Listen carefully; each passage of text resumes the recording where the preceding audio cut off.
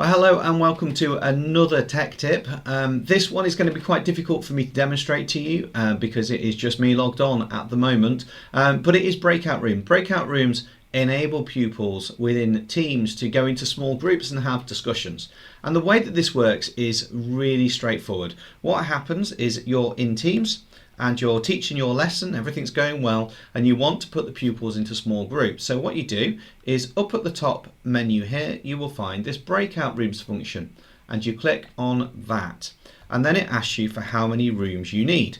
So if you wanted to have sort of 5 rooms, then you simply go down to click 5. And what's really good about this is it says to here how many pupils would be in a room. So it automatically works that out for you. So if you've got a class of 20, you have 4 rooms, then obviously you have 5 pupils in each room. And then you click Create Rooms.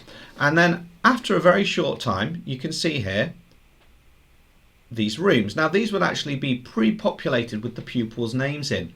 The pupils don't move into those rooms at that point. They don't move in until you click this button here, which is currently greyed out. That would say Add Rooms. You click on Start Rooms. You click on that, and by magic, all the pupils go into those rooms.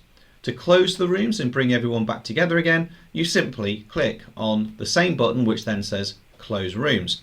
What you can also do if you want to is you can send a message to those in the rooms. So you go to the 3 little dots there, and then you can click on Make an Announcement. Now I can't do that because it's just me, but you click on Make an Announcement and it asks you what you want to do, and you can type in your message and then it flags up as a text message on the screens. So let me show you that again. What I've done is I've clicked on Breakout Rooms, and then I say how many rooms I want to create, and then from that I can then put the pupils in or bring them out.